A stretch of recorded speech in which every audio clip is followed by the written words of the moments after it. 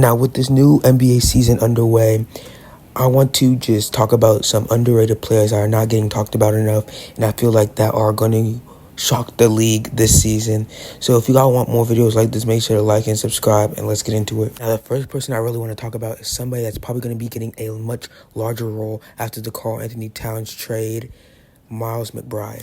Now, Miles McBride is actually a great player. He is super young also. He's only 24 years old. He was drafted in the 2021 second round. And basically, it's basically just every year he just gotten better and better and better. And now that they shifted off DiVincenzo to the Minnesota Timberwolves for Karl Anthony Towns, I feel like his role is going to get extremely more important since they don't really have that much good people coming off the bench. He's only the really decent person coming off the bench, and to be honest, he's just been developing at every season. It really started last season where he started figuring things out. He got more minutes during the playoffs, during the end of the season, and he's just been hooping, and I think he should be known for that. I think people should be talking about him more. I think he should be just on people's radars. Last year is when he really broke out, playing in 68 games for the Knicks with 14 starts and averaging about 20 minutes per game, which is really good for him. And like I said, he's just a really slipped up player, and he should be talked about a lot more. And, he's just a really good shooter also. He shoots about 40% from three for about a few attempts, which is also a really good stat line to have for somebody coming off the bench. So with that being said, I just feel like Miles McBride should be talked about more and just the things he's doing for the Knicks. Now, the next person I want to talk about is somebody that is actually going viral for one, hooping and also bringing back swag, Tre Mann from the Hornets. Okay, so Tre Mann is actually a really up-and-coming star. And basically, he's actually very young. He's only 23 years old. And then when he got drafted, he was the 18th overall pick in the 2021 draft by the Oklahoma City Thunder. And his first year, his rookie year stats, he averaged about 22.8 minutes per game, 10.4 points per game, 2.9 rebounds, and 1.5 assists per game. Then going on his second year, he averaged about 17 minutes, 7 points per game, 2.3 rebounds, and 1.8 assists per game. And then going on his 2023 season is really when he struggled very, very badly, only averaging 2.9 minutes, 3.8 points, 1.8 rebounds, and about 5 assists. Then that's when, he got traded down to the Charlotte Hornets for Gordon Hayward during last year's trade deadline. And to be honest, that trade was probably the best thing they could have done for Tre Mann. Having a young Tre Mann on your squad and having him at a DNP spot is really not that good, because during that season is when they had SGA, they had Chet, Jalen Williams, all those young players were going into a greater role, and to be honest, they could not do anything with Tre Mann. He just wasn't fitting their system, so they traded him over to Charlotte, and right now at Charlotte, he's actually doing very, very, very good. In that same year, they traded Tre Mann to the Charlotte Hornets. He averaged about 31 minutes, 11 points, 4 rebounds, and 5 assists in his first year as a Hornet. And then coming on this upcoming season, the 25 season, he is averaging right now 29 minutes, 24 points, 6 rebounds, and 1 assist. So to be honest, if Tre Mann did stay in OKC, he would not be putting up these type of points. And to be honest, I think Charlotte is a great fit for him. Him pairing up with LaMelo and just that young core team is just great for him, where he can get playtime he needs and playtime he deserves. And also, just Charlotte young teams just coming up with Brandon Miller, LaMelo, Miles Bridges, and much more. And I just feel like Tre Mann is another great piece to that team. Now, the next person I want to talk about is also on a young Houston Rockets team, Jabari Smith Jr. Now, while everybody's wondering where's Jalen Green, Alfred Sengun, and Min Thompson in year 2, I'm worried about Jabari Smith Jr. and what he'll bring to this young Houston Rockets team. Now, Jabari Smith was drafted in 2022 with the 3rd pick by the Houston Rockets. Everybody thought he was going to get drafted by the Atlanta Magic, with them holding the 1st pick in 2022.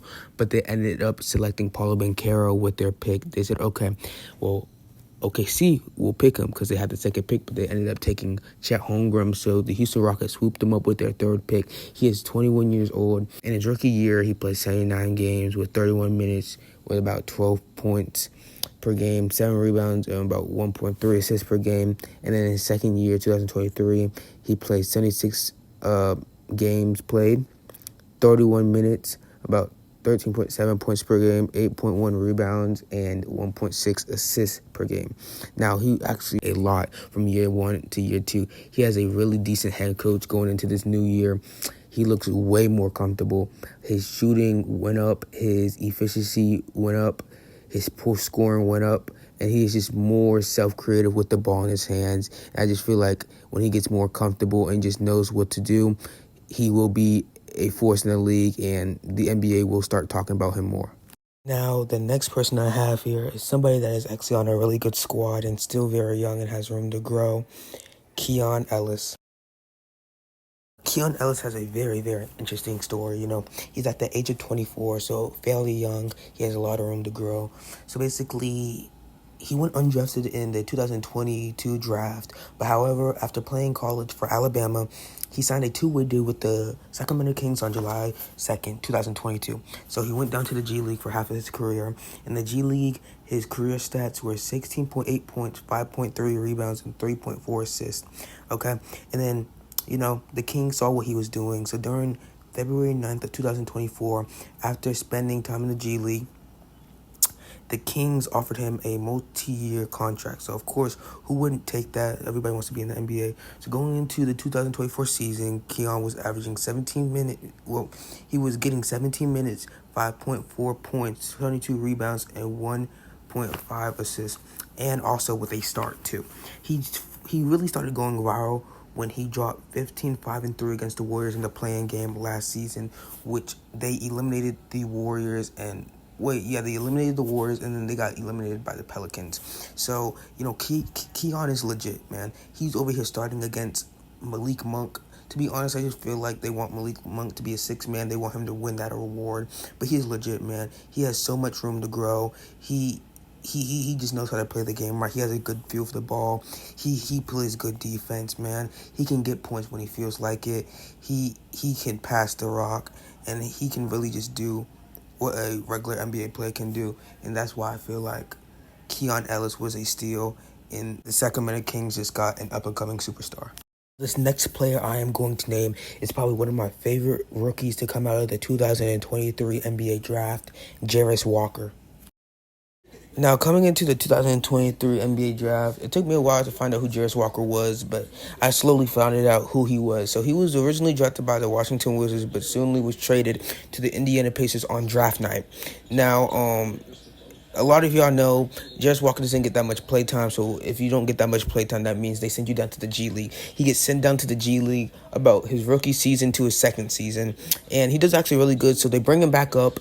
And to be honest with you, I don't really blame them for not playing him because, you have guys like Pascal Siakam, Miles Turner, Obi Toppin, and it's hard to, try to get minutes against those guys because, you're really going to have to play really good.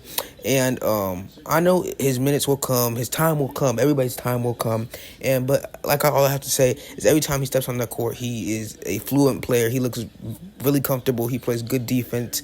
He can hit threes. He can drive to the rim really good.